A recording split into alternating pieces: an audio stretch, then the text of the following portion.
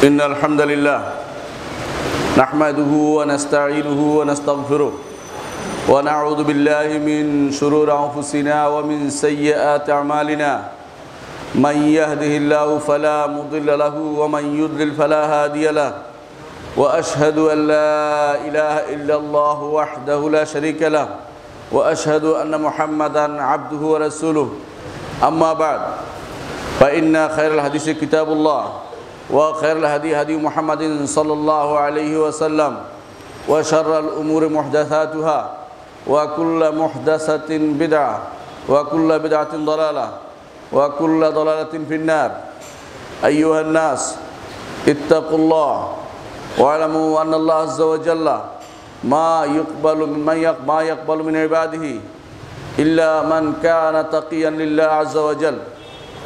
সম্মানিত মুসল্লিয়ান কিরাম, আল্লাহ রাব্বুল ইজ্জতের তাকওয়া অবলম্বন করার জন্য আমি নিজেকে এবং আপনাদেরকে অনুরোধ করছি।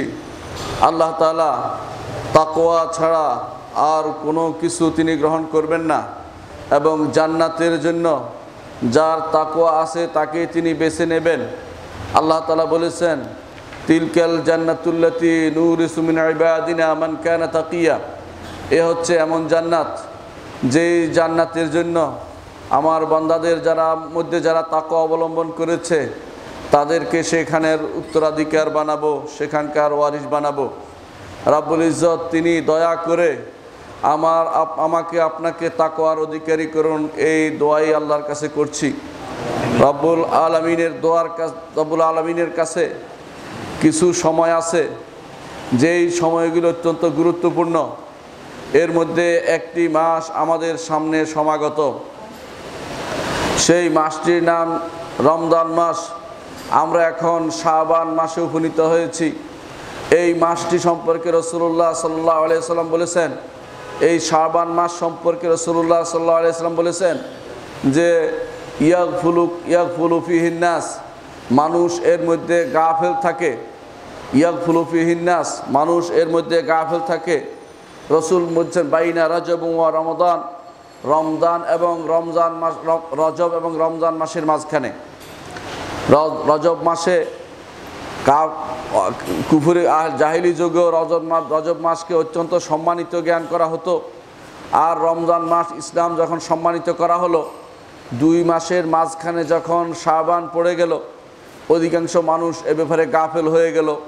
রজব মাসের ইবাদত করার যেহেতু আগে নিয়ম ছিল করত, আর রমজান মাসের ইবাদত সামনে আসছে, এই মাসে অনেকেই এই জন্য ইবাদতে গাফলতি প্রকাশ করত।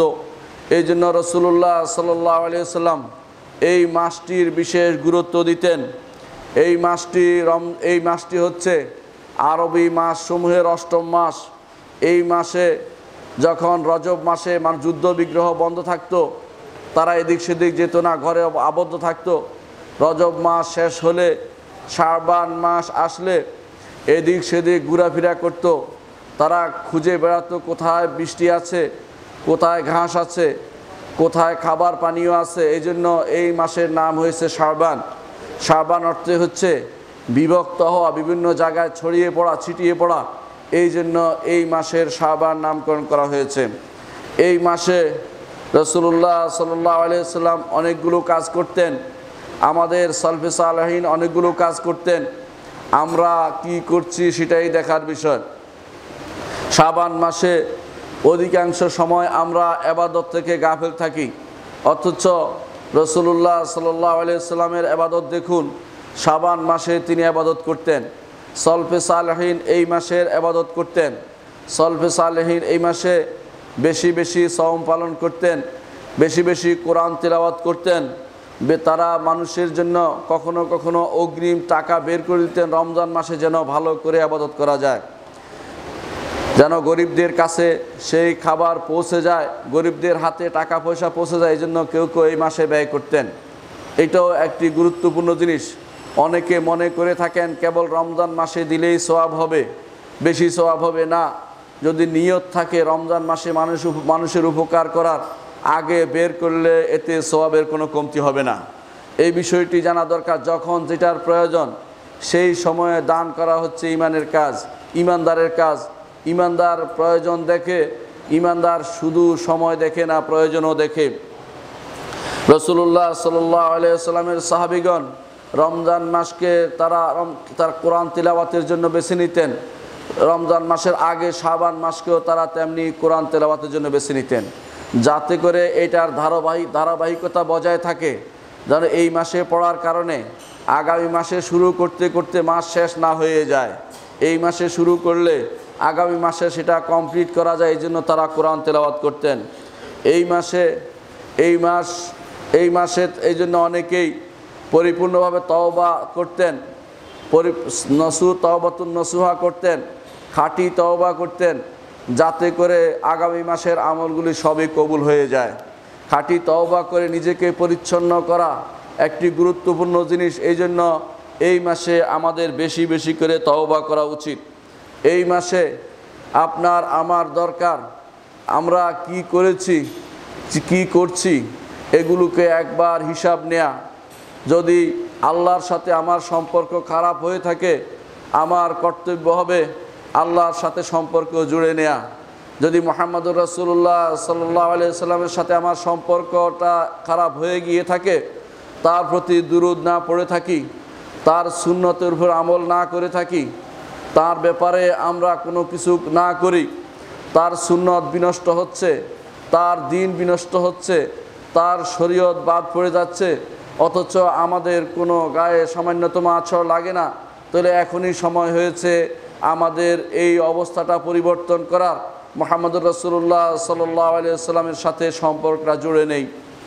এই মাসে আপনার পিতামাতার সাথে সম্পর্কটা ভালো করে নেন, যাতে করে রমজান মাস আসলে আপনার আমলগুলি কবুল হয় এবং রমজান মাস গেলে আপনার সমস্ত গুনাহ মাফ হয়ে যায়। এই জন্য এখন থেকেই পিতামাতার জন্য নতুন করে একটি পৃষ্ঠা খুলুন, যে পিতামাতার সাথে আমি আমার সম্পর্ক ভালো করে নিব। আল্লাহ তাআলা কোরআনে কারীমে তার হকের পরে পিতামাতার হকের কথা উল্লেখ করেছেন। এই জন্য ঈমানদার এই হকটির প্রতি বেশি গুরুত্ব দিবে, পিতামাতার প্রতি বেশি সেবা শুশ্রূষা নিয়ে এগিয়ে আসবে এই মাসেই, যাতে করে রমজান মাসে সেটা ধারাবাহিকতা বজায় থাকে। এই মাসে আপনি আপনার পাড়া প্রতিবেশীর সাথে সম্পর্কটি উন্নত করুন, আপনার আশেপাশে জিরান পড়োশীদের সাথে সম্পর্ক ভালো করুন এবং আপনার আত্মীয়দের সাথে সম্পর্ক ভালো করে নিন, যাতে করে রমজান মাসের আমল কবুল হয়। কারণ আপনি জানেন যে পিতামাতার অবাধ্য হলে আমল কবুল হচ্ছে না, আপনি অনুরূপভাবে আত্মীয়দের সাথে সম্পর্ক খারাপ থাকলে আমল কবুল হচ্ছে না। এই জন্য আগামী মাসের পুরো আমলটা যেন কবুল হয়, এখন থেকেই আপনার দরকার কিছু নিজেকে মুহাসাবা করার, নিজের হিসাব নিজে নেয়ার। কারণ এমন এক সময় আসবে যখন আর হিসাব অন্য নিবে, আপনি নিতে পারবেন না, রব্বুল আলামিন আপনার হিসাব নিবে। তার আগেই আপনার আমার উচিত নিজের হিসাব নিজে করে নেয়া এবং ভালো সম্পর্ক বজায় রাখা প্রতিটি মানুষের সাথে, আমার পাড়া প্রতিবেশীর সাথে, আল্লাহ রাব্বুল ইজ্জতের সাথে, মুহাম্মদুর রাসূলুল্লাহ সাল্লাল্লাহু আলাইহি ওয়াসাল্লামের সাথে, অনুরূপভাবে পিতামাতার সাথে ভালো সম্পর্ক বজায় রাখা। এই মাসে আমার আরেকটি কর্তব্য হচ্ছে আমরা যেন আগামী মাসের জন্য একটি পৃষ্ঠা খুলি, যে কি কি কাজ করব, একটা প্রোগ্রাম নির্ধারণ করি। রমজান মাসে আমার কি কি করণীয় রয়েছে। রমজান মাসে অনেকগুলো করণীয়ের মধ্যে প্রথম করণীয় হচ্ছে সওম পালন করা, দ্বিতীয় করণীয় হচ্ছে রমজান মাসের কিয়াম করা। এই কিয়াম কত রাকাত পড়বেন বড় কথা নয়, কত সুন্দর করে পড়বেন সেটা বড় কথা। 8 পড়েন বা 20 পড়েন সমস্যা নেই, কিন্তু রাসূলুল্লাহ সাল্লাল্লাহু আলাইহি ওয়াসাল্লাম যেভাবে পড়তেন সেভাবে পড়ুন, তাহলে সেটা আল্লাহর দরবারে গ্রহণযোগ্য হবে। কিয়ামুল লাইল, রাত্রি জাগরণ যেটাকে বলে, সেভাবে আপনি করুন। রাতের বেলা শুধুমাত্র 20 রাকাত গুনবেন অথবা 8 রাকাত গুনবেন, এটা যেন উদ্দেশ্য না হয়, বরং উদ্দেশ্য যেন হয় কোরআনের মাধ্যমে আপনি রাত্রি জাগরণ করবেন এবং যতক্ষণ কোরআন পড়া হয় ততক্ষণ শুনবেন এবং কান লাগিয়ে শুনবেন, অর্থ বোঝার চেষ্টা করবেন। রমজান মাসের তৃতীয় কাজটি যেন আপনার প্রোগ্রামে থাকে, আর তা হচ্ছে কোরআন তেলাওয়াত, কোরআনকে যথাযথভাবে বুঝে পড়া এবং আল্লাহ তাআলা কি বলতে চেয়েছেন তা বুঝা, তিনি যা বলতে চেয়েছেন তা বাস্তবায়ন করার চেষ্টা করা। রমজান মাসের এই তৃতীয় কাজটি আমাদের এখনই প্রোগ্রামে থাকা উচিত। রমজান মাস আসছে, চতুর্থ কাজটি হচ্ছে রমজান মাসে বেশি বেশি করে দান খয়রাত করা উচিত। মুহাম্মদুর রাসূলুল্লাহ সাল্লাল্লাহু আলাইহি ওয়াসাল্লাম রমজান এমনিতেই তিনি অত্যন্ত দানবীর ছিলেন, রমজান মাস আসলে আরও বেশি দান করতেন। রমজান মাসে আরেকটি বড় কাজ হচ্ছে মসজিদে এতেকাফ করা। আপনার পঞ্চম কাজটি হচ্ছে মসজিদে এতেকাফ করা। বেশি বেশি এতেকাফের নিয়ত, বেশি বেশি এতেকাফ করবেন মসজিদগুলোতে। কেন এতেকাফ করবেন? শেষ 10 দিন এতেকাফ করবেন যাতে করে লাইলাতুল কদর আপনি পেয়ে যান। রমজান মাসের ষষ্ঠ আমল হচ্ছে লাইলাতুল কদর খোঁজা। লাইলাতুল কদর খোঁজার জন্য মুহাম্মদুর রাসূলুল্লাহ সাল্লাল্লাহু আলাইহি ওয়াসাল্লাম আপনাকে আমাকে কিছু নিদর্শন বলে দিয়েছেন, সেটা অনুসারে বেজোড় রাত্রিগুলোতে বেশি খুঁজবেন। আবার কখনো কখনো জোড় রাত্রিগুলোতে হয়ে যেতে পারে, সেই জন্য পুরো সময়ে আপনি এই সময় সালাতে কাটাবেন এবং মসজিদে হাজির থাকবেন, জামাতের সাথে সালাতগুলো আদায় করবেন। রমজান মাসে আরও একটি কাজ হচ্ছে বেশি বেশি করে মানুষকে খাবার খাওয়ানো, ইতআম, সেটা হচ্ছে ইফতারি করানো। সম্ভব হলে ইফতার নিজে করবেন, অন্যদেরকেও নিয়ে করবেন এবং মানুষের মাঝে ইফতার বিতরণ করবেন। বিশেষ করে গরিবদের ভিলাগুলোতে ইফতারির যেন ধুম পড়ে যায় সেই ব্যবস্থাপনা করবেন। রমজান মাসে শেষের দিকে এসে সাদাকাতুল ফিতর আদায় করবেন। এটাও একটি কাজ, আগে থেকে সেটার প্রোগ্রাম নির্ধারণ করুন যে কিভাবে কোথায় আদায় করব। ইমানদার সবসময় আগে থেকে চিন্তা করে তার এবাদতের, যখন থেকে চিন্তা করবেন তখন থেকে এবাদতের সওয়াব হতে থাকে, কারণ আপনার ভালো কাজের চিন্তা করছেন সেই জন্য। আর সব শেষে রমজান মাস যখন শেষ হতে যাবে তখন আপনার আমার কাজ হবে তাকবীর দেয়া, যেই তাকবীর রাসূলুল্লাহ সাল্লাল্লাহু আলাইহি ওয়াসাল্লাম অনুমোদন করেছেন। এইভাবে রমজান মাসটা পুরোটাকে একটা প্রোগ্রামের আন্ডারে নিয়ে আসুন। এটা করতে পারলে আপনি সুন্দর, এখনই যদি সে প্রোগ্রাম করতে পারেন তাহলে রমজানকে যথাযথভাবে বাস্তবায়ন করতে পারলেন। রমজান মাসে এই মাসে আরেকটি কাজ আপনাকে করতে হবে, তা হচ্ছে কিছু দাওয়াতের কাজে আপনাকে সময় দিতে হবে। মানুষের সাথে কিভাবে দাওয়াত দিবেন, কোন কোন মসজিদে কি কথা বলবেন, কোন লিফলেটটি বের করবেন, রমজান বিষয়ক বা হজ বিষয়ক, রমজান বিষয়ক অথবা সাদকাতুল ফিতর বিষয়ক অথবা অন্যান্য যে সমস্ত ভালো কাজ আছে, এই সমস্ত কোরআন তেলাওয়াত বিষয়ক কোন কোন লিফলেট আপনি ছাপিয়ে মানুষের মধ্যে বিতরণ করবেন। এইভাবে কিছু ভালো কাজের নমুনা এখন থেকেই আপনি সংগ্রহ করে প্রোগ্রাম বাস্তবায়ন করুন এবং নিজের পরিবারকে কিভাবে বসে 30টি দিনে 30টি আসর আপনি পরিবারের সাথে বসে তেলাওয়াত করে পড়ে আপনি শোনাতে পারেন, এরকম একটি গ্রন্থ নির্বাচন করে তা পড়ে শোনাবেন। রমজান মাসে 30 আসর নামে শেখ মোহাম্মদ সালেহ উসাইমিন রাহিমাহুল্লাহ যে একটি কিতাব আছে, এই কিতাবটিও বাছাই করে নিতে পারেন যে পরিবারের মধ্যে 30টি আসর আমি 30 দিনে শোনাবো, যাতে করে পুরো রমজানে আমার ঈমান তাজা থাকে এবং সালফে সালেহিনের কিতাবের সাথে নিজের সম্পর্ক থেকে যায়, তাদের বাণীর সাথে তাদের কথার সাথে আমার আমল মিলে যায়। এইভাবে রমজান মাস আসার আগেই এখনই আমাদের কিছু কাজ করা উচিত। সম্মানিত মুসল্লিয়ান ইকরাম, রমজান মাসে আমাদের নবী মুহাম্মদুর রাসূলুল্লাহ সাল্লাল্লাহু আলাইহি ওয়াসাল্লাম তিনি কি কাজ করতেন, রমজান মাস আসার আগে তিনি কি কাজ করতেন, এই মাসে তার কি কাজ ছিল, এইটা যদি আমরা জানতে পারি তাহলে আমরা রমজান মাসও সেটার ধারাবাহিকতা বজায় রাখতে পারবো এবং এই মাসে যে সময়টুকু পার হয়ে গেছে তার জন্য আফসোস হবে যে কেন আমরা সেটা করলাম না। মনে রাখবেন এই শাবান মাসে অনেক কিছু ফরজ হয়েছে, এই শাবান মাসে কিন্তু রমজান ফরজ হয়েছিল, এই শাবান মাসে যাকাতুল ফিতর ফরজ হয়েছিল, এই শাবান মাসে কিবলা পরিবর্তন হয়েছিল, এই শাবান মাসে গাজওয়াত বনিল মুস্তালাক সংগঠিত হয়েছিল। মুহাম্মদুর রাসূলুল্লাহ সাল্লাল্লাহু আলাইহি ওয়াসাল্লাম এই মাসে বেশ কিছু কাজ করতেন, শাবান মাসকে তিনি গুরুত্বের সাথে নিতেন। এই জন্য আয়েশা রাদিয়াল্লাহু আনহা বলেন, কানা হাব্বু শুহুর ইলা রাসূলিল্লাহি সাল্লাল্লাহু আলাইহি ওয়াসাল্লাম ইয়াসুমহু শাবান কানা ইয়াসুলহু বিরমাদান। ইমাম আবু দাউদ রাহিমাহুল্লাহ হাদিসটি বর্ণনা করেছেন। রাসূলুল্লাহ সাল্লাল্লাহু আলাইহি ওয়াসাল্লাম, আয়েশা রাদিয়াল্লাহু আনহা বলেন, রাসূলুল্লাহ সাল্লাল্লাহু আলাইহি ওয়াসাল্লামের কাছে সবচেয়ে প্রিয় মাস ছিল শাবান সওম আদায়ের জন্য, অর্থাৎ সওম পালনের জন্য তিনি শাবান মাসকে বেছে নিতেন, শাবান মাসকে বেশি বেশি তিনি নফল সওম পালন করতেন। এই জন্য এই মাসে যত বেশি পারি আমরা নফল সওম পালন করব। ওই হাদিসটি শুদ্ধ নয় যেখানে বলা হয়েছে অর্ধ রমজান অর্ধ শাবানের পরে আর সওম পালন না করতে, এই হাদিসটি আসলে শুদ্ধ নয়। এই জন্য এই মাসের পুরোটাই রাসূলুল্লাহ সাল্লাল্লাহু আলাইহি ওয়াসাল্লাম সওম পালন করতেন।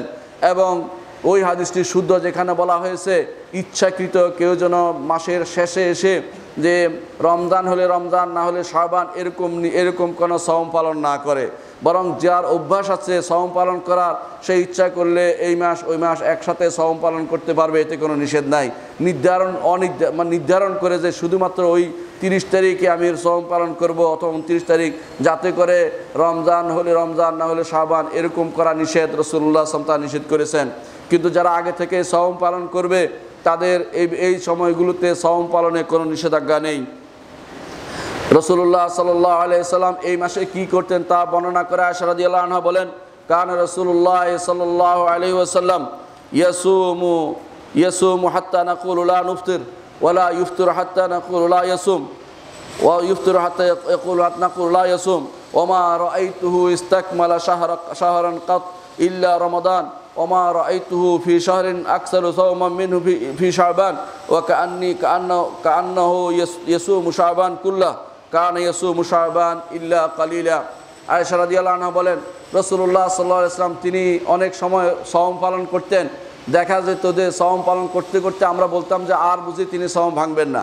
আবার তিনি অনেক সময় সওম ভাঙতেন, অর্থাৎ রোজা রাখতেন না, সওম পালন করতেন না। আমরা বলতাম যে তিনি আর বোধহয় নফল সওম পালন করবেন না। কিন্তু যখন এর ব্যতিক্রম হচ্ছে রমজান, তিনি পুরোটাই রাখতেন। আর শাবান মাস আসলে তিনি পুরো শাবান মাসে সওম পালন করতেন। এই জন্য আয়েশা রাদিয়াল্লাহু আনহা বলেন, আমার কখনো কখনো সওম ভাঙা যেত, মেয়েদের যে সমস্ত কারণে সওম ভাঙা পড়ে, সেই জন্য আমি সেই ফরজ সওমগুলি আর পালন করতে সমর্থ হতাম না। রাসূলুল্লাহ সাল্লাল্লাহু আলাইহি ওয়াসাল্লামের কারণে সেই সওমগুলি আমি সব শাবান মাসেই রাখতাম, কারণ এই সময় রাসূলুল্লাহ সাল্লাল্লাহু আলাইহি ওয়াসাল্লাম বেশি বেশি করে সওম পালন করতেন। সেই জন্য আমি অন্য কোনো দিকে আর কিছু না করে সওমগুলি কমপ্লিট করে ফেলতাম। তাহলে এই মাসে সওম পালন করা রাসূলুল্লাহ সাল্লাল্লাহু আলাইহি ওয়াসাল্লামের একটি আদর্শ। অন্য হাদিসে উসামা ইবনে যায়েদ রাদিয়াল্লাহু আনহু বলেন, কুলতু ইয়া রাসূলুল্লাহ, আমি বললাম হে আল্লাহর রাসূল, লাম আরাকা তাসুমু শাহরান মিনাশ শুহুর মিসলামা তাসুম মিন শাবান। হে আল্লাহর রাসূল, শাবান মাসে আপনি যেভাবে সওম পালন করেন অন্য কোনো মাসে এইভাবে সওম পালন করতে আপনাকে দেখি না। তখন রাসূলুল্লাহ সাল্লাল্লাহু আলাইহি ওয়াসাল্লাম বলেন, যালিকা শাহরুন ইয়াগফালুন নাস আনহু বাইনা রাজব ওয়া রমাদান। এটা এমন একটি মাস, মানুষ গাফেল থাকে রজব এবং রমজানের মাঝখানে, এবং এই মাসে ওয়াহুয়া শাহরুন তুরফাউল ফিহিল আমালু ইলা রাব্বিল আলামিন। এই মাসে রব্বুল আলামিনের দরবারে আমলসমূহ উত্থাপন করা হয়, উপস্থিত করা হয়, আল্লাহর কাছে পেশ করা হয়। উহিব্বু আন ইউরফা আমালি ওয়া আনা সায়েম। আমি পছন্দ করি যে আমার আমলটা আল্লাহর দরবারে পেশ করা হবে যখন আমি সওমরত অবস্থায় থাকি। রাহু আহমদ নাসাই, ইমাম আহমদ এবং নাসাই হাদিসটি বর্ণনা করেছেন বিশুদ্ধ সনদে। অর্থাৎ রমজান মাসে আল্লাহর দরবারে, শাবান মাসে আল্লাহর দরবারে পুরো বছরের একটি আমল নামা পেশ করা হয় আপনার আমার। পুরো রমজান থেকে শুরু করে শাবান পর্যন্ত যে আমল আপনি করেছেন, এই আমল আল্লাহর দরবারে আবার পেশ করা হয়। একটি জিনিস আমাদের জানা উচিত, আল্লাহর দরবারে দিন শেষ হওয়ার আগেই দিনের আমল পেশ করা হয় ফেরেশতাদের পক্ষ থেকে। আবার রাত শেষ হওয়ার আগেই রাতের আমল আল্লাহর দরবারে পেশ করা হয় ফেরেশতাদের মাধ্যমে। প্রতিদিনেই তা হয়, প্রতি রাত্রেই তা হচ্ছে। অনুরূপভাবে প্রতি সপ্তাহে প্রতি সোমবার এবং বৃহস্পতিবার আল্লাহর দরবারে আমাদের আমলসমূহ পেশ করা হয়। এটাও রাসূলুল্লাহ সাল্লাল্লাহু আলাইহি ওয়াসাল্লাম বলেছেন। আবার প্রতি বছরে একবার আমাদের আমল আল্লাহর দরবারে পেশ করা হয়, সেটা হচ্ছে এই শাবান মাসে। সুতরাং দেখা যাচ্ছে এই শাবান মাস পুরো বছরের আমল নামা পেশ করার জায়গা। যেহেতু এই সময়ে বেশি বেশি করে রাসূলুল্লাহ সাল্লাল্লাহু আলাইহি ওয়াসাল্লাম সওম পালন করতেন। আমরাও যদি এই সময়ে সওম পালন করি, আল্লাহর কোনো একটি দয়ার মধ্যে পড়ে আমরা নিজেরা ক্ষমার অন্তর্ভুক্ত হতে পারবো। এই জন্য এই বেশি বেশি যতটুকু সময় আছে এই সময়টুকুতে বেশি বেশি করে সওম পালন করবেন। তবে শুধুমাত্র শুক্রবারের সওম একান্তভাবে করা নিষিদ্ধ। শুক্র শনি এভাবে মিলিয়ে রাখলে কোনো সমস্যা নেই, অনুরূপভাবে শনিবারের শুধুমাত্র শনিবারের সওম নিষিদ্ধ, যদি শনি রবি মিলিয়ে অথবা শুক্র শনি মিলিয়ে রাখেন কোনো সমস্যা নেই। অর্থাৎ বিশেষ করে হাদিসে যেহেতু নিষেধাজ্ঞা এসেছে শুধু শুক্রবারের সওম আমরা পালন করব না, অথবা শুধু শনিবারের সওম নয়, একসাথে মিলিয়ে কয়েকদিন রাখলে বা আগ পিছ করে রাখলে তাতে কোনো সমস্যা নেই। মনে রাখবেন রাসূলুল্লাহ সাল্লাল্লাহু আলাইহি ওয়াসাল্লাম তিনি পছন্দ করতেন আল্লাহর দরবারে আমল নামা পেশের সময় যেন ভালো অবস্থায় থাকে। এই জন্য হাদিসে এসেছে রাসূলুল্লাহ সাল্লাল্লাহু আলাইহি ওয়াসাল্লাম বলেছেন, যখন ফেরেশতারা আল্লাহর দরবারে যায় তখন জিজ্ঞাসা করে কিভাবে আমার বান্দাদের রেখে এসেছ, বলে যে তারা তখন বলে যে তাদেরকে রেখে এসেছি তারা ফজরের সালাত আদায় করেছে। তখন আসরের পরে গেলে তো জিজ্ঞাসা করে কিভাবে আমার বান্দাদের রেখে এসেছ, বলে যে আমরা তাদেরকে রেখে এসেছি তারা আসরের সালাত পড়েছে। তখন আল্লাহ তাআলা তাদেরকে বলেন তারা তো আমাকে দেখেনি, দেখলি কি বেশি ইবাদত করতো না, বলে হ্যাঁ বেশি ইবাদত করতো। উশহিদুকুম আন্নী কাদ গাফারতু লাহুম, আমি সাক্ষ্য করছি তোমাদেরকে যে আমি তাদেরকে ক্ষমা করে দিলাম। এই জন্য প্রত্যেকটি মানুষ ভালো কাজের উপরে তার খতম যেন হয়, ভালো কাজটিতে যেন তার কাজ শেষ হয়, এই বিষয়টি সব সময় আমাদের খেয়াল রাখা উচিত। সম্মানিত মুসল্লিয়ানে কেরাম, একটি মাস সামনে আসছে, সেই মাসটির ব্যাপারে এখন আমি কিছু বলতে চাচ্ছি। সেই মাসটি হচ্ছে রমজান মাস। রমজান মাস হচ্ছে এমন এক মেহমান, যেই মেহমান খুব অত্যন্ত সম্মানিত মেহমান, যেই মেহমান আসে আর চলে যায়, বেশিক্ষণ অবস্থান করে না, শুরু হতে দেরি, কখন যে শেষ হয়ে যায় অনেক সময় মানুষ সেটা ধরেও কুলে পায় না যে কখন চলে গেল। এই রমজান মাস এমন একটি মাস যা নিয়ে আসে আমাদের জন্য কল্যাণের বার্তা। এই রমজান মাস নিয়ে আসে আমাদের জন্য যাবতীয় বরকতের জিনিস আমাদের জন্য নিয়ে আসে। মুহাম্মদুর রাসূলুল্লাহ সাল্লাল্লাহু আলাইহি ওয়াসাল্লাম রমজান মাস আসলে তিনি মানুষকে সুসংবাদ দিতেন। এই জন্য এই রমজান মাস সুসংবাদের মাস। এই রমজান মাসকে আমরা কিভাবে স্বাগত জানাবো সেই বিষয়টি আমি আলোচনা করতে চাই। প্রথমে একটি জিনিস মনে রাখবেন, রাসূলুল্লাহ সাল্লাল্লাহু আলাইহি ওয়াসাল্লাম বলেছেন, ইন্না লিল্লাহি নাফহাত ওয়া লাফহাত ফালা তুদাইয়ুহা ইফআলুল খায়রা দাহরাকুম ওয়া তাআররাদু লিনাফহাতি রাহমাতিল্লাহ ফা ইন্না লিল্লাহি নাফহাতুম মির রাহমাতিহি ইউসি বিহা মান ইয়াশাউ মিন ইবাদিহি ওয়া সাল্লাল্লাহু আন ইয়াসতারা আওরাকুম ওয়া ইউআম্মিনা রাওআকুম।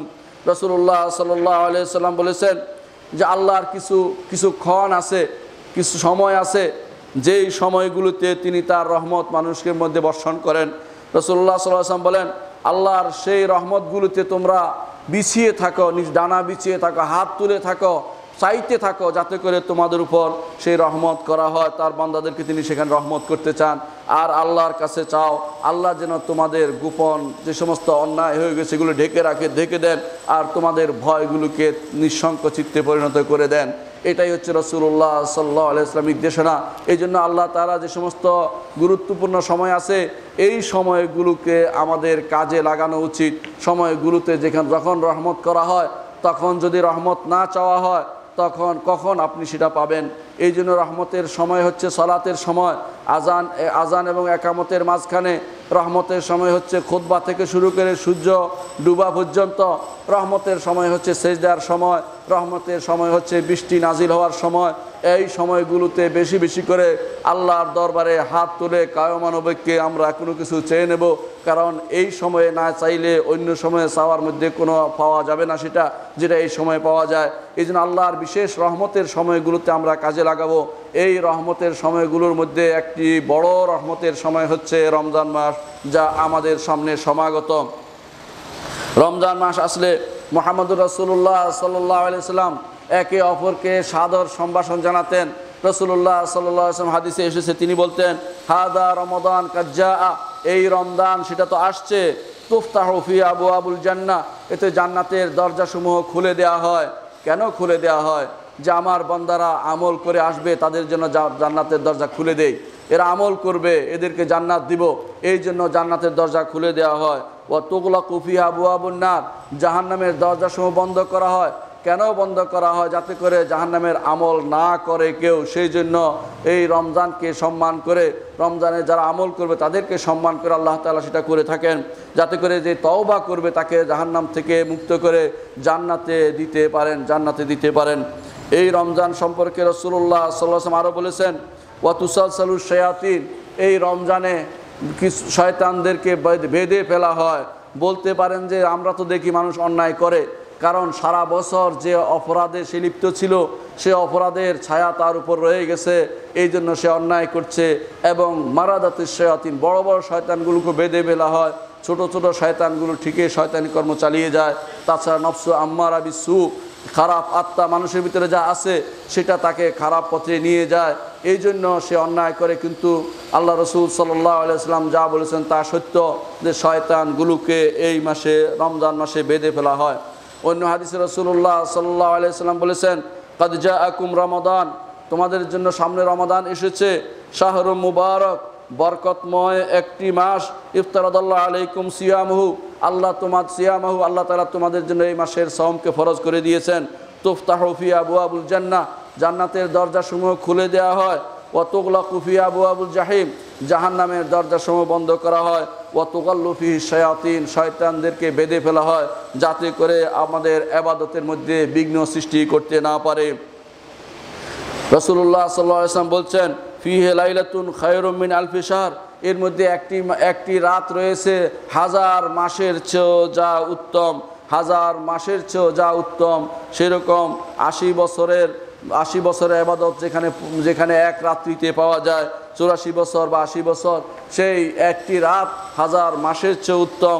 মান হারুমা খায়রুহা ফাকাদ হারুম, যে ব্যক্তি এই মাসের কল্যাণ থেকে বঞ্চিত হলো সে তো যাবতীয় কল্যাণ থেকে বঞ্চিত হলো। এই মাস সামনে যে মাসটি আসছে রমজান মাস, তা আমাদের জন্য রমজান মাস সেটা হচ্ছে আমাদের শিক্ষা অর্জনের মাস, আমাদের কোরআনে কারীম নিয়ে তেলাওয়াত করার মাস, কোরআনে কারীম নিয়ে গবেষণা করার মাস।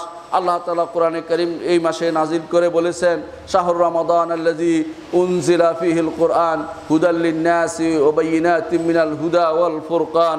এজন্য রমজান মাস আমাদের জন্য আনন্দ যেমন আছে, সেখানে আমাদের এই রমজান মাসে বেশি বেশি করে কোরআন নিয়ে গবেষণা করাও আমাদের জন্য কর্তব্য। এই মাসে যে কোনো আমলেই বহুগুণ বর্ধিত হবে রমজান মাসে। আর হাদিসে এসেছে রাসূলুল্লাহ সাল্লাল্লাহু আলাইহি ওয়াসাল্লাম বলেছেন, লিস-সাইমি ফারহাতান, ফারহাতুন ইনদা ফিতরিহি ওয়া ফারহাতুন ইনদা লিকাই রাব্বিহি, রোজাদারের জন্য দুটি খুশি রয়েছে, যখন তার ইফতার হয় তখন তার খুশি হয়, এবং যখন তার আল্লাহর সাথে সাক্ষাৎ হবে তখন তার খুশি হয়। এই যে তার খুশি প্রকাশ পায়, এই জন্য ঈমানদার সবসময় রমজান মাসকে অত্যন্ত গুরুত্বের সাথে নিবে, অন্যান্য মাসের সাথে তুলনা সে করবে না। রমজান মাসে সে বেশি বেশি করে প্রস্তুতি নিবে, দোয়া করে, যে এখন থেকে দোয়া করবে, আল্লাহুম্মা বাল্লিগনা রমাদান, আল্লাহ আমাদেরকে রমজান মাসে পৌঁছে দাও, আল্লাহ আমাদেরকে রমজান মাসের যাবতীয় ইবাদত করার তৌফিক তুমি প্রদান করো। এই রমজান মাসের সবচেয়ে বড় ইবাদত হচ্ছে সওম।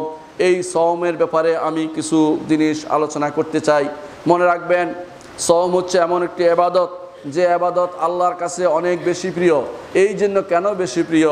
রমজান মাসে সওম পালন করে রাসূলুল্লাহ সাল্লাল্লাহু আলাইহি ওয়াসাল্লাম বলেছেন, হাদিসে কুদসিতে আল্লাহ তাআলা বলেন, আস-সাওমু লি ওয়া আনা আজজি বিহি, সওম আমার জন্য রাখা হয়, আমি তার প্রতিদান দেব। এর কারণ হিসাবে ইবনুল কাইয়িম রাহমাতুল্লাহ আলাইহি বলেন, এর কারণ হচ্ছে ফেরেশতারা বলে, হে রব্বুল আলামিন, যাবতীয় আমল তো তারা কিছু একটা করে, এই জন্য তার লেখা হয় সওম।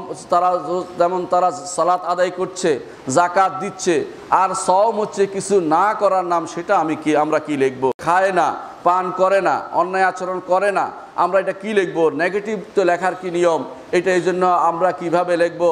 রব্বুল আলামিন বলেন, আস-সাওমু লি ওয়া আনা আজজি বিহি, সওম আমার জন্য রাখা হয়, আমি জানি কি লিখতে হবে, তোমাদের লেখার প্রয়োজন নেই। আল্লাহু আকবার। এই জন্য যত বেশি সওম পালন করা যাবে রব্বুল আলামিন তিনি নিজে তার প্রতিদান দিবেন। এই জন্য এই রমজান সওম হচ্ছে সবচেয়ে বড় ইবাদতের অন্তর্ভুক্ত। এই ইবাদতটি আমরা যথাযথভাবে সম্মান করব। এর মাধ্যমে আমাদের অন্তর পরিচ্ছন্ন হবে এবং কলব পরিষ্কার হবে। আমাদের হাত পা সবই যখন সওম পালন করব সেগুলিও অন্যায় কাজে প্রবৃত্ত হবে না, কারণ অন্যায় কাজে প্রবৃত্ত হলে সওম তো কবুল হচ্ছে না। এই জন্য আমরা অন্যায় থেকে বিরত থাকব।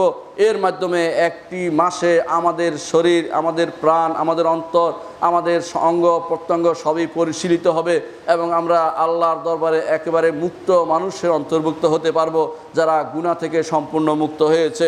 এই রমজানের কিছু ফজিলত হাদিসে এসেছে, আমি সেগুলো উল্লেখ করতে চাই। মুহাম্মদ রাসূলুল্লাহ সাল্লাল্লাহু আলাইহি সাল্লাম বলেছেন মুআয ইবনে জাবাল রাদিয়াল্লাহু আনহুকে, আলা আদুল্লুকা আলা আবওয়াবিল খায়র, আমি কি তোমাকে জানিয়ে দেব না কল্যাণের কিছু পথ? কুলতু বালা ইয়া রাসূলুল্লাহ, আমি বললাম হে আল্লাহর রাসূল, হ্যাঁ আপনি আমাকে জানিয়ে দিন। ক্বালা সাওমু জুন্নাতুন, তিনি বললেন যে সওম হচ্ছে, সওম পালন করা, রোজা রাখা হচ্ছে ঢাল স্বরূপ। ওয়া সাদকাতু তুতফিল খাতিয়া, আর সদকা প্রদান করলে গুনাহ মাফ হয়ে যায়। কামা ইউতফিল মাউন নার, যেমনিভাবে আগুন দিয়ে পানি দিয়ে আগুনকে নিভিয়ে ফেলা যায়, তেমনিভাবে সদকা দিয়ে রব্বুল আলামিনের ক্রোধ থেকে মুক্ত করা যায়। ওয়া সালাতু রাজুলি মিন জাওফিল লাইলি, অনুরূপভাবে উত্তম কাজ হচ্ছে রাতের অন্ধকারে কাউকে না জানিয়ে সালাত আদায় করা। তারপর আল্লাহ রসুল সাল্লাল্লাহু আলাইহি ওয়াসাল্লাম এই আয়াতটি তেলাওয়াত করলেন, তাতাজাফা জুনুবুহুম আনিল মাদাজি ইয়াদউনা রাব্বাহুম খাউফান ওয়া তামাআন ওয়া মিম্মা রাযাকনাহুম ইউনফিকুন। সূরা সাজদার এই আয়াতটি তেলাওয়াত করলেন যে ঈমানদাররা পার্শ্বদেশ তারা শোয় না, তারা উঠে দাঁড়িয়ে যায় রাতের অন্ধকারে, তাদের রবের সাথে গোপন অভিসারে লিপ্ত হয়, সেখানে আল্লাহর সাথে কথা বলে, আল্লাহর কাছে কান্নাকাটি করে।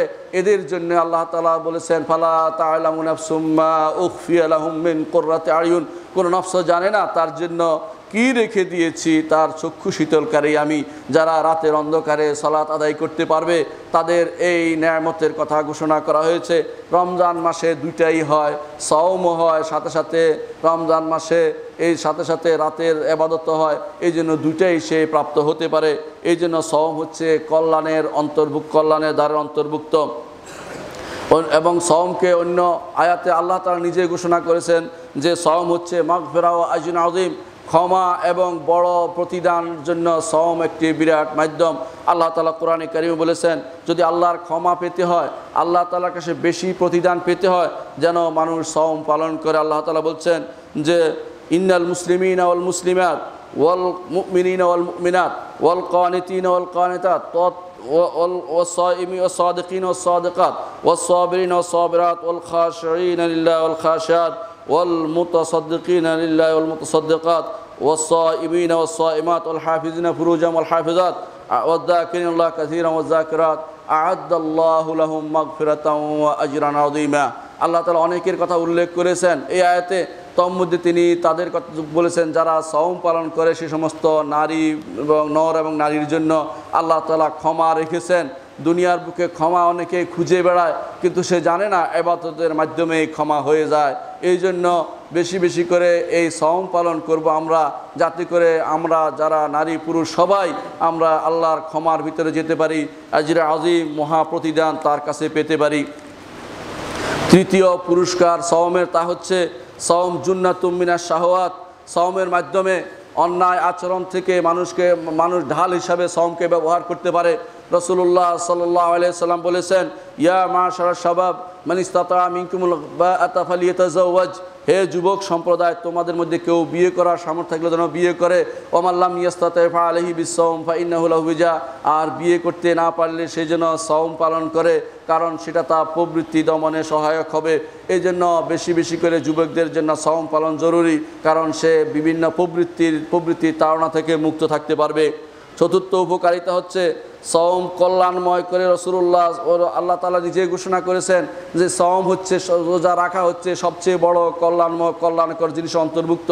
আল্লাহ তাআলা বলছেন, ওয়া আনতাসুমু খায়রুল লাকুম লাউ কুনতুম তা'লামুন, সওম পালন করা তোমাদের জন্য অত্যন্ত কল্যাণকর যদি তোমরা জানতে।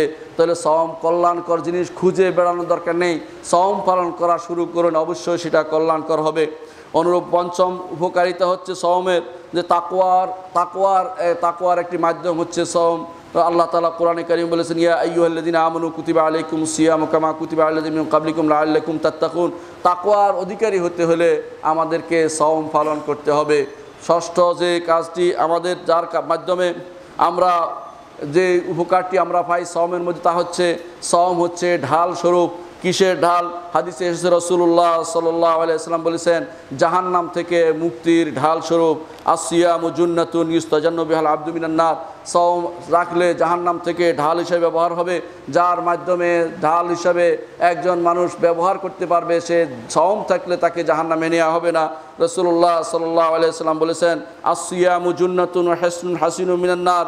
ইমাম আহমদ হাদিসটি বর্ণনা করেন, সহিহ হাদিস। সেটা হচ্ছে সওম হচ্ছে ঢাল স্বরূপ, আর সওম হচ্ছে জাহান্নাম থেকে মুক্তি পাওয়ার একটি বড় কিল্লা স্বরূপ, যেখানে থাকলে জাহান্নাম থেকে সে মুক্তি পেতে পারে। অনুরূপভাবে হাদিসে এসেছে রাসূলুল্লাহ সাল্লাল্লাহু আলাইহি ওয়াসাল্লাম কাব ইবনে উজরাকে বলেছেন, হে কাব ইবনে উজরা, তোমাকে কি আমি একটি ভালো জিনিস জানিয়ে দেব না? তারপর তিনি অনেক কিছু জানানোর পর বলেছেন, আর তুমি সওম পালন করবে, কারণ সওম পালন করলে সেটা জাহান্নাম থেকে তোমাকে মুক্তির ব্যবস্থা করে দিবে, ফিতনা থেকেও তোমাকে মুক্তির ব্যবস্থা করে দিবে।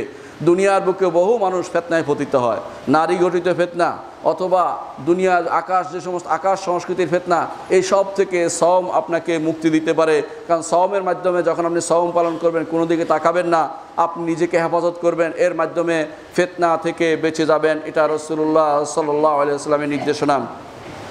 অনুরূপভাবে সওমের মাধ্যমে আপনি হানাহানি মারামারি থেকে বাঁচবেন বলে রাসূলুল্লাহ সাল্লাল্লাহু আলাইহি ওয়াসাল্লাম বলেছেন। তিনি বলেছেন আসিয়ামু জুন্নাতুন মিনান নার কা জুন্নাতি আহাদিকুম মিনাল কিতাল। যুদ্ধ থেকে বাঁচার জন্য যেমনি মানুষ ঢাল ব্যবহার করে, সওম মানুষকে সেভাবে ঢাল হিসেবে ব্যবহার করতে পারে, অন্যায় কাজ থেকে দূরে রাখতে পারে। সপ্তম যে উপকারিতা পাবেন সওম রাখলে, তা হচ্ছে 70 বছর দূরে থাকবেন। রাসূলুল্লাহ সাল্লাল্লাহু আলাইহি ওয়াসাল্লাম বলেছেন যে কেউ যদি কোনো সওম পালন করে, একদিন আল্লাহর পথে সওম পালন করে, 70 বছরের দূরত্বে আল্লাহ তাআলা নিয়ে যাবেন জাহান্নামকে তার থেকে। সুতরাং জান্নাতে যাওয়ার তার জন্য সহজ হয়ে যাবে। অষ্টম যে উপকারিতা, তা হচ্ছে সওমের মতো কোনো কিছু নাই বলে রাসূলুল্লাহ সাল্লাল্লাহু আলাইহি ওয়াসাল্লাম ঘোষণা করেছেন। আবি উমামা রাদিয়াল্লাহু আনহু বলেন, আমি বললাম, ইয়া রাসূলুল্লাহ, আমাকে ওসিয়ত করুন, আর কারো কাছে কোনো ওসিয়ত চাইবো না। রাসূল বললেন, আলাইকা বিস-সাওম ফাইন্নাহু লা মিসলা লাহু। অন্য এবারতে আসছে ফাইন্নাহু লা আইদ্দা লাহু। ইমাম নাসাই বর্ণনা করেন যে আবু উমামা রাদিয়াল্লাহু আনহুকে রাসূলুল্লাহ সাল্লাল্লাহু আলাইহি ওয়াসাল্লাম বলেছেন, তুমি সওম পালন করো, কারণ সওমের মতো আর কোনো কিছু নেই। এই জন্য রাসূলুল্লাহ সাল্লাল্লাহু আলাইহি ওয়াসাল্লাম বেশি বেশি সওম পালন করতেন। নবম যে উপকারিতা, তা হচ্ছে জান্নাতের একটি দরজা আছে, যেই দরজা দিয়ে শুধুমাত্র সওম পালনকারীরাই ঢুকবে, আর কেউ ঢুকতে পারবে না। এই হাদিসটি আমাদের সবার জানা আছে। দশম যে উপকারিতা, তা হচ্ছে সওম সুপারিশ করবে তার বান্দার জন্য, তার পালনকারীর জন্য কিয়ামতের দিন। রাসূলুল্লাহ সাল্লাল্লাহু আলাইহি ওয়াসাল্লামের হাদিসে এসেছে, কিভাবে সুপারিশ করব সেটা আমরা জানি না, আমরা বিশ্বাস করি কোরআন এবং সওম। সহিহ হাদিসে এসেছে কোরআন এবং সওম, কোরআন এবং রোজা দুইটা সুপারিশ করবে বান্দার জন্য।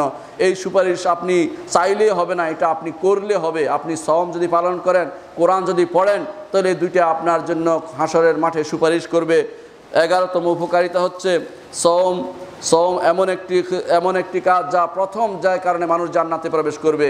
একদিন রাসূলুল্লাহ সাল্লাল্লাহু আলাইহি ওয়াসাল্লাম বললেন, এমন কে আছে যে আজকে রোজা অবস্থায় সকালে উপনীত হয়েছ? আবু বকর রাদিয়াল্লাহু আনহু বলেন, আমি। তখন পরপর রাসূলুল্লাহ সাল্লাল্লাহু অন্যান্য খাসলতগুলির কথা বললেন। রাসূলুল্লাহ সাল্লাল্লাহু প্রথম সওমের কথা উল্লেখ করেছেন। এরপর রাসূল সবশেষে বললেন, যার মধ্যে এইগুলি পাওয়া যাবে সেই ব্যক্তি অবশ্যই জান্নাতি হবে। তিনি হচ্ছেন আবু বকর রাদিয়াল্লাহু আনহু, কারণ তিনি সওম পালনকারী ছিলেন। 12তম উপকারিতা হচ্ছে সওমের দ্বারা কারো মুখে যদি গন্ধ হয়, না খাওয়াজনিত গন্ধ, সেটা আল্লাহর কাছে মেশকের চেয়েও বেশি সুগন্ধিযুক্ত। এটা অনেক বেশি গুরুত্বপূর্ণ। অনেক সময় মানুষ এই গন্ধ থেকে দূরে থাকে, কিন্তু আল্লাহ রাব্বুল ইজ্জতের কাছে এটা কোনো কিছুই না, কারণ তার ইবাদতে সেটা অর্জিত হয়েছে। 13তম উপকারিতা হচ্ছে সওমের মাধ্যমে মানুষের অন্তরের যত হিংসা বিদ্বেষ এগুলো চলে যায়। যত বেশি সওম রাখবেন অন্তরকে পরিচ্ছন্ন করার জন্য, সেটা অনেক উপকারী বলে রাসূলুল্লাহ সাল্লাল্লাহু আলাইহি ওয়াসাল্লাম বলেছেন, ইউযহিবনা হাররা ওয়াহরাস সাদরি। অন্তরের যে সমস্ত নিকৃষ্টতম খাসলত আছে সেগুলি সওমের মাধ্যমে দূরে চলে যাবে।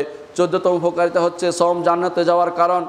হাদিসে এসে রাসূলুল্লাহ সাল্লাল্লাহু আলাইহি ওয়াসাল্লাম বলেছেন, যেই ব্যক্তি একদিন আল্লাহর জন্য, আল্লাহকে সন্তুষ্ট করার জন্য সওম পালন করবে, দাখালাল জান্নাহ, জান্নাতে প্রবেশ করবে। হুযায়ফা ইবনে ইয়ামান রাদিয়াল্লাহু আনহু হাদিসটি বর্ণিত, মুসনাদ আহমদের সহিহ সনদে হাদিসটি এসেছে। 15তম উপকারিতা হচ্ছে জান্নাতের সর্বোচ্চ মর্যাদা রয়েছে যারা যারা যারা জান্নাতে যাবে তারা উপরের পথগুলো উপরের যে সাদা আছে তাদেরকে দেখবে কাল কাউকাবুদ্দুররি, যেন দূরে আমরা যখন ঊর্ধ্ব আকাশের ধ্রুবতারা দেখি সেভাবে দেখবে ওখানে কারা আছে, ওখানে কারা আছে। আসলে ওখানে কারা যাবে? যারা আল্লাহর জন্য সওম পালন করবে, সেখানে তাদের অবস্থান হবে বলে রাসূলুল্লাহ সাল্লাল্লাহু আলাইহি ওয়াসাল্লাম বলেছেন। 16তম উপকারিতা হচ্ছে সওম পালন করে দোয়া করলে সেটা রোজাদারের সওম পালনকারী রোজা কবুল করা হয় বলে রাসূলুল্লাহ সাল্লাল্লাহু আলাইহি ওয়াসাল্লাম বলেছেন। 17তম উপকারিতা হচ্ছে কাফফারাতুল যুনুব, গুনার কাফফারা হয়। এই জন্য দেখবেন কত গুনার কাফফারা যে সওমের মধ্যে পালন করা হয়েছে। তার ইয়ত্তানে যেমন বলা হয়েছে যে কেউ যদি কোনো ঘরের মধ্যে অন্যায় আচরণ কথাবার্তা খারাপ বলে সওমের মাধ্যমে তার কাফফারা হয়ে যায়। কেউ যদি কোনো হজের মধ্যে ভুল করে সেই ভুলের কাফফারা হয় সওমের মাধ্যমে। কেউ জিহার করলে সেটার কাফফারা হয় সওমের মাধ্যমে। কেউ ভুল করে কাউকে হত্যা করে সেটার কাফফারা দিতে হয় সওমের মাধ্যমে। কেউ যদি কোনো শপথ করে শপথের কাফফারা দিতে হয় সওমের মাধ্যমে। কেউ হাদি না পারলে সেটার কাফফারা সওমের মাধ্যমে দিতে হয়। কোনো এহরাম অবস্থায় কোনো প্রাণী হত্যা করে ফেললে, যা নিষিদ্ধ প্রাণী অর্থাৎ যেমন কোনো যার শিকার করে ফেললে সেটার কাফফারাও সওমের মাধ্যমে দিতে হয়। অনুরূপভাবে রমজান মাসে স্ত্রী সহবাস করে ফেললে সেটার কাফফারাও দিতে হয় সওমের মাধ্যমে। 18তম উপকারিতা হচ্ছে সওমের যে সওয়াব তা দেয়া হবে বেগাইর হিসাব, বিনা হিসাবে দেয়া হবে, অর্থাৎ এত বেশি দেয়া হবে তা আল্লাহ রব্বুল ইজ্জতে শুধু জানেন, আর কেউ জানে না। ক্বাল আল্লাহু তাআলা, মহান রব্বুল আলামিন বলেন, কুল্লু আমল ইবনে আদম লাহু ইল্লা সাওম, প্রত্যেকটি আমলে বনি আদমের জন্য, তবে সওম ব্যতীত ইল্লা সাওম ইউদাআফু, বহুগুণ বর্ধিত আকারে দেয়া হয় সেটা। আল হাসানাতু বিআশরি আমসালিহা, একটি নেকিকে 10 গুণ বেশি বাড়িয়ে দেয়া হয়। ইলা সাবমিয়াতি দাফ, বরং 700 গুণ বেশি সেটা বাড়িয়ে দেয়া হয়। 19তম উপকারিতা হচ্ছে লিসাইমি ফারহাতান, রোজাদার সব সময় দুটি খুশিতে থাকে। একটি হচ্ছে ইফতারের সময় অথবা ইফতার, আরেক অর্থ হচ্ছে ঈদুল ফিতরের সময়, আরেকটি হচ্ছে যখন আল্লাহ রব্বুল ইজ্জতের সাথে তার সাক্ষাৎ হবে তখন। 20তম উপকারিতা হচ্ছে আল্লাহ তাআলা ঘোষণা করছেন আস-সাওমু লি ওয়া আনা আজজি বিহি, সওম আমার জন্য রাখা হয়, আমি তার জাযা দেব। সেই জন্য ঈমানদার সব সময় সওমের ব্যাপারে সব সময় সওম পালনকারী হিসেবে থাকবে। আল্লাহর সাথে সাক্ষাৎ হবে যেন সে যেন সওম পালনকারী অবস্থায় থাকে, এই দোয়া সে সর্বক্ষণ করবে। এই জন্য আমরা সব সময় সওম পালন করব। রমজান মাসের আসার আগেই এখন থেকে সওম পালনের জন্য আমরা নিজেদেরকে তৈরি করব। কিছু কিছু সওম রেখে বাচ্চাদেরকে সওমের জন্য প্রস্তুতি উৎসাহ দেব, তারা যেন রমজান মাসে সওম রাখতে পারে, তাদেরকে সহযোগিতা করব। আমরা যারা সন্তানদেরকে সওম পালন থেকে বিরত রাখি, সঠিক কাজটি করছি না, বড় হলে আর সওমের প্রতি তারা আগ্রহী হবে না। এই জন্য তাদেরকে যখন সওম পালন করতে চায় তাদেরকে উৎসাহ দেওয়া উচিত, সহযোগিতা করা উচিত এবং তাদেরকে উঠানো উচিত। তাদের জন্য ভালো ইফতারের ব্যবস্থা করা উচিত, তারা যেন উৎসাহ পায় সেই কাজটি করা উচিত। আকুলু কাওলি হাযা ওয়াস্তাগফিরুল্লাহ লি ওয়া লাকুম ওয়া লিসাইরিল মুসলিমিন ফাস্তাগফিরু ইন্নাহু হুয়াল গাফুরুর রাহিম।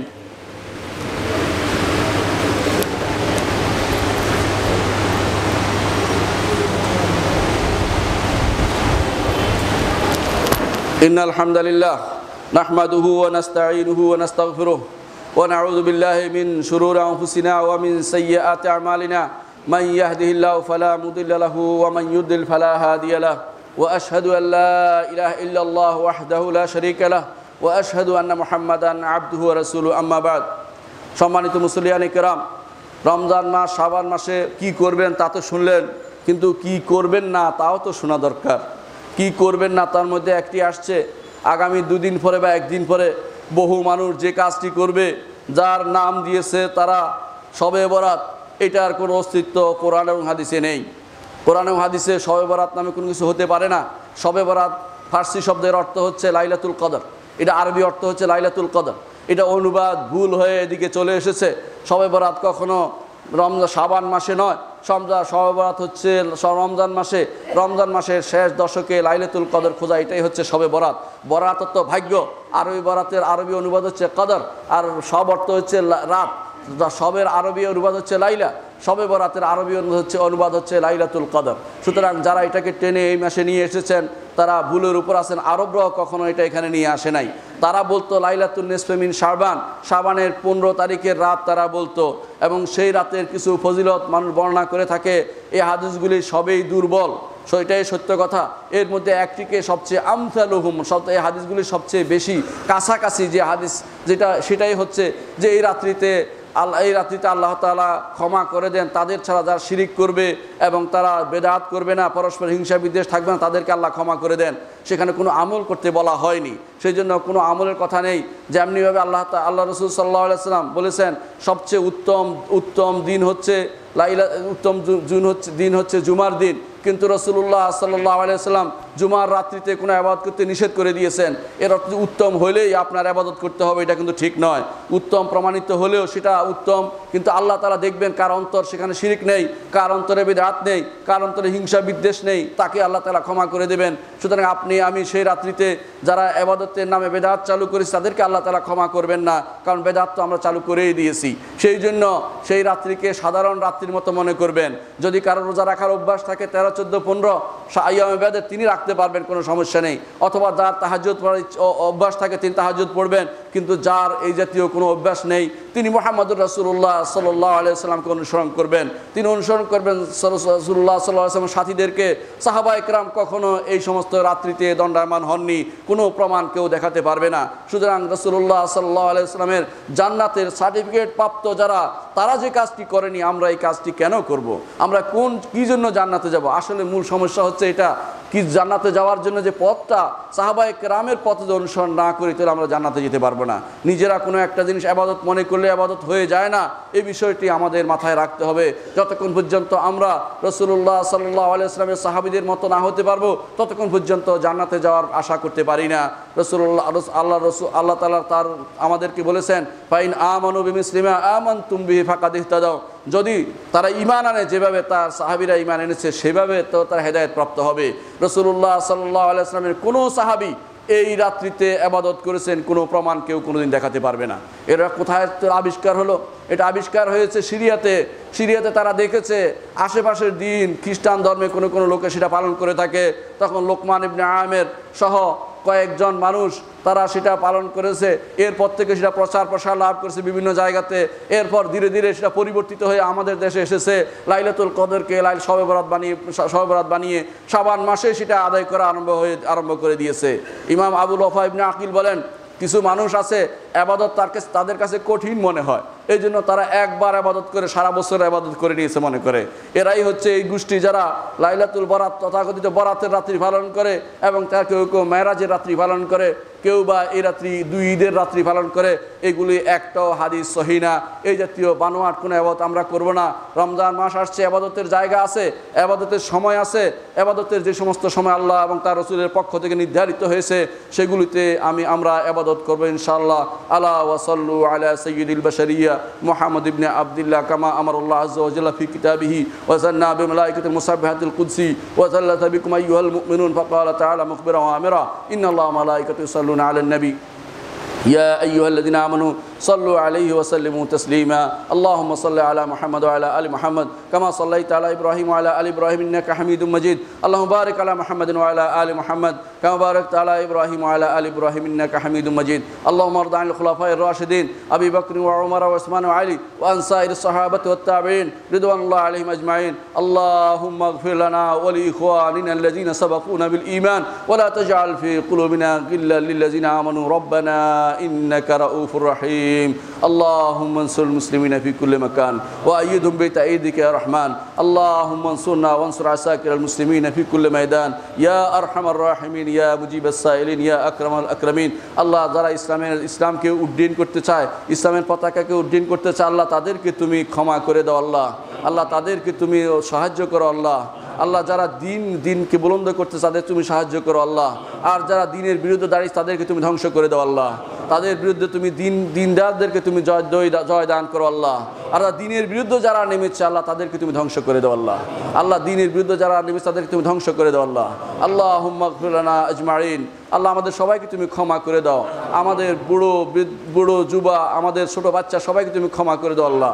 আমাদের নারীদেরকে তুমি হেশমত সহ চলা তৌফিক দান করো আল্লাহ। আমাদের বিপদ আপদগ্রস্ত মানুষদেরকে বিপদ থেকে উদ্ধার করে দাও আল্লাহ। যারা কবরে শুয়ে আছে তাদের তুমি ক্ষমা করে দাও আল্লাহ। আমরা যখন কবরে যাব আমাদের মুখ দিয়ে তুমি লা ইলাহা ইল্লাল্লাহ তুমি জারি করে দিও আল্লাহ তোমার তাওহীদের সাথে যেন বাঁচতে পারি, তাওহীদ নিয়ে যেন মরতে পারি, সেই তৌফিক তুমি আমাদের দান করো আল্লাহ।